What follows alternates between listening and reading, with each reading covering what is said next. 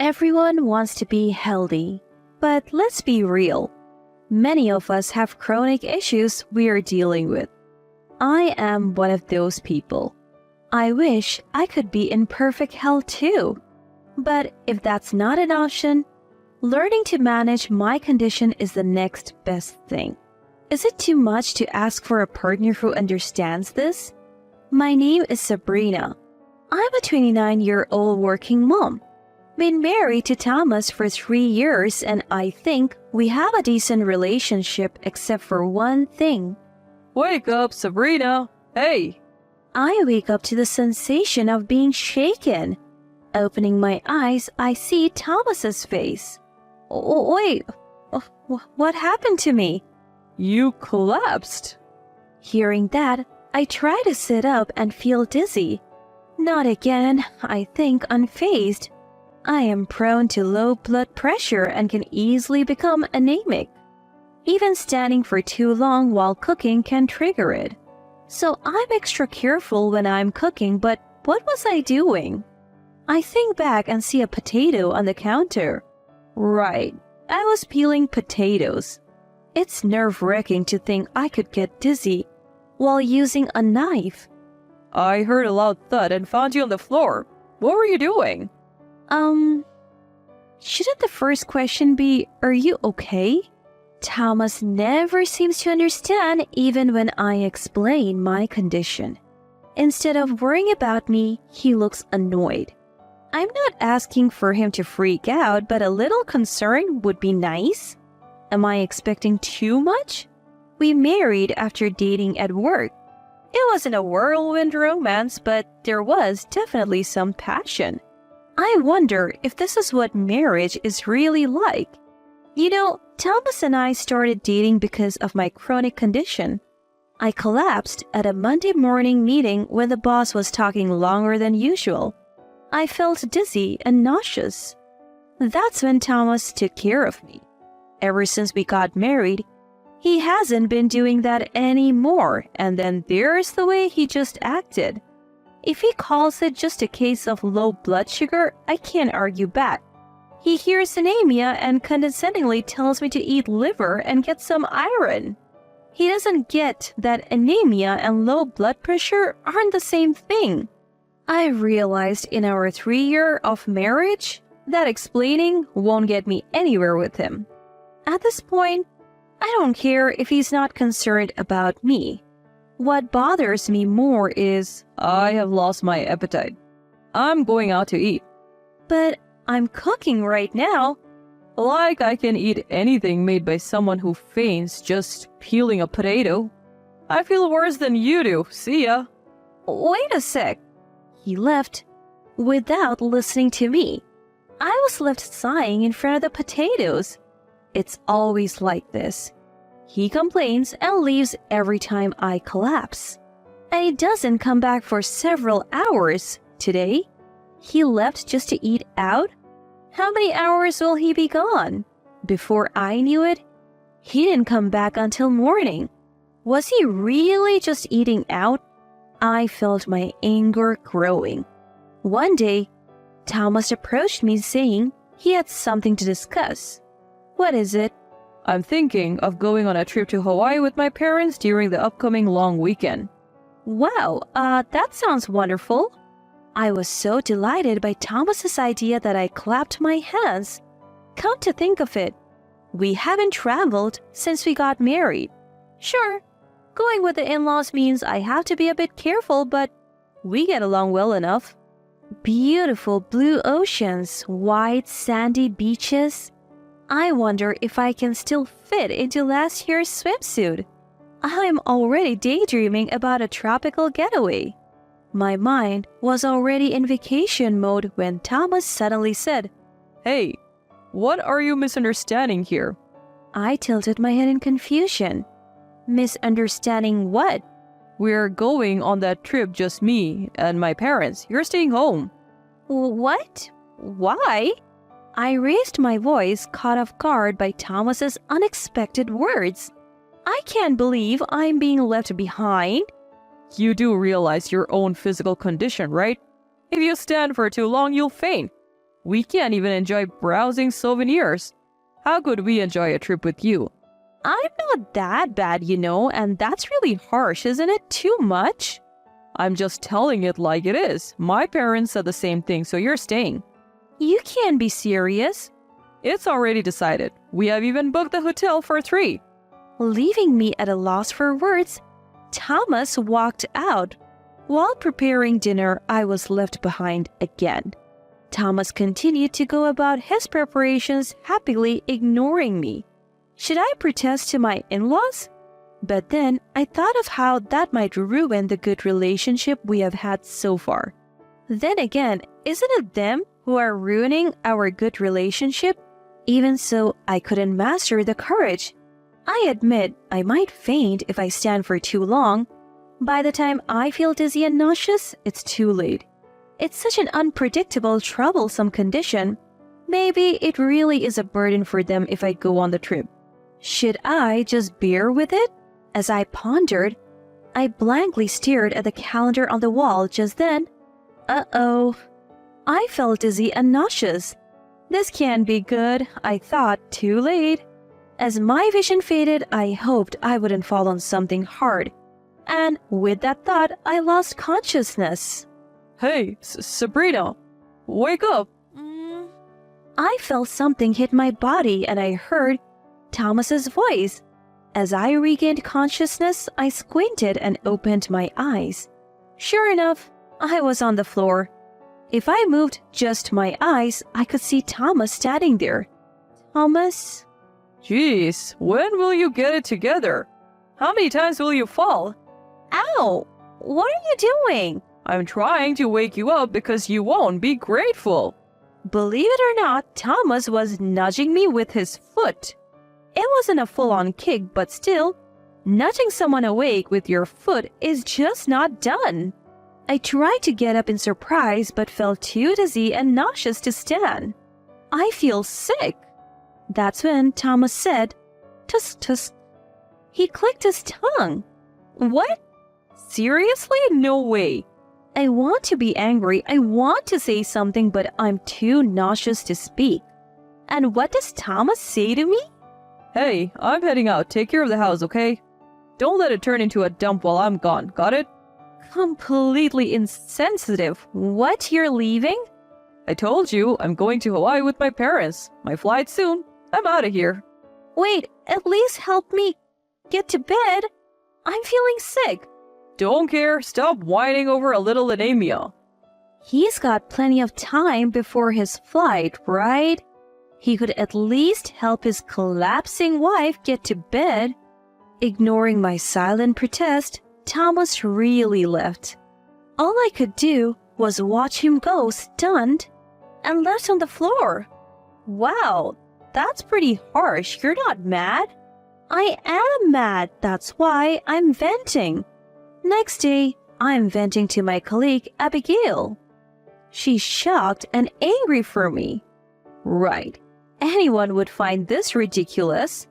Somehow, recovering, I get myself up, but recalling Thomas's cold attitude, I quietly cry.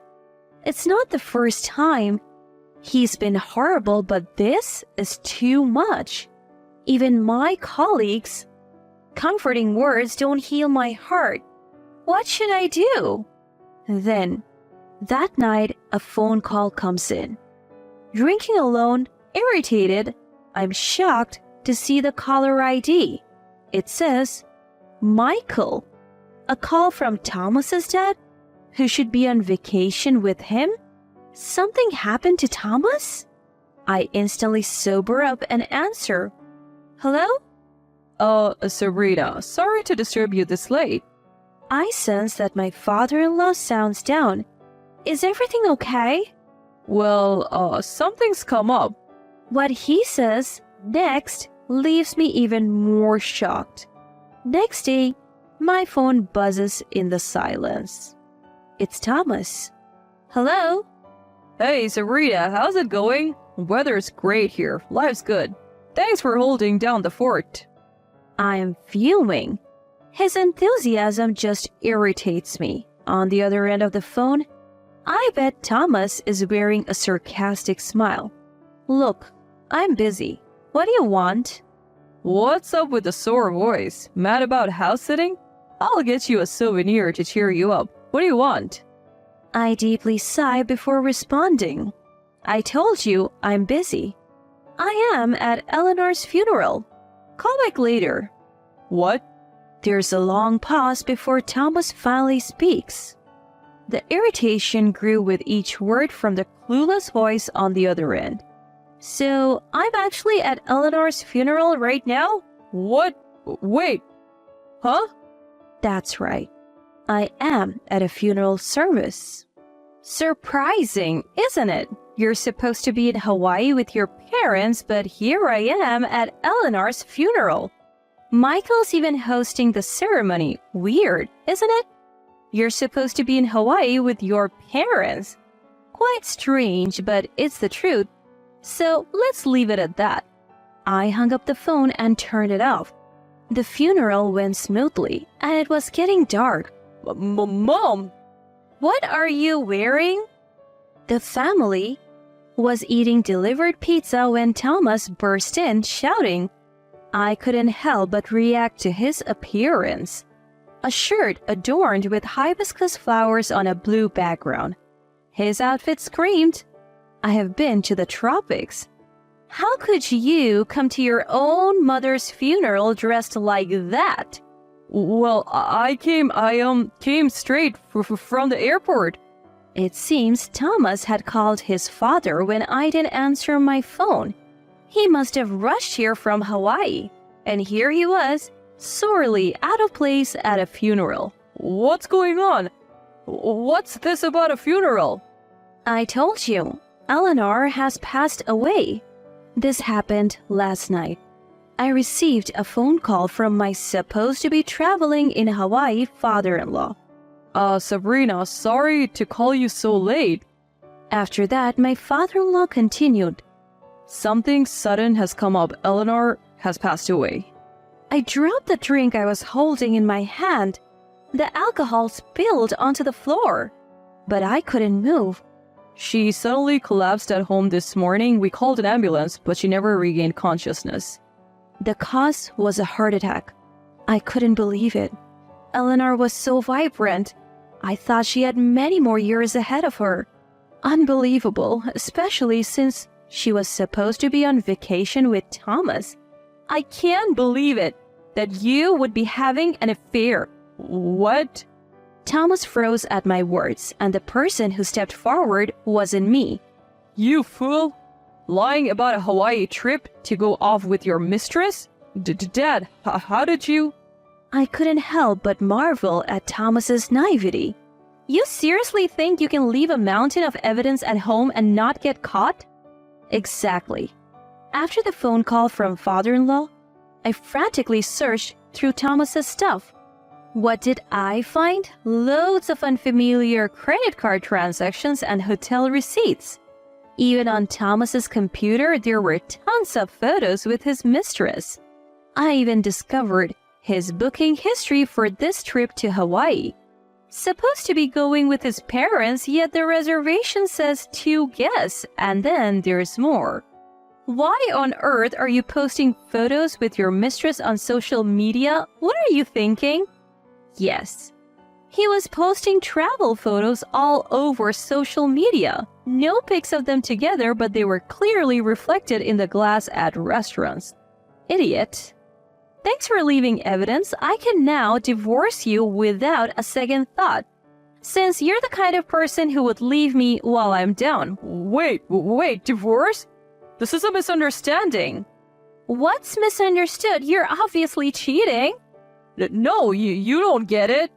Thomas kept saying it's not what it looks like, but couldn't come up with anything else. Why don't you just go back to Hawaii? Your girlfriend's waiting, right? Even as I give him a cold stare, Thomas tries to cling on to me.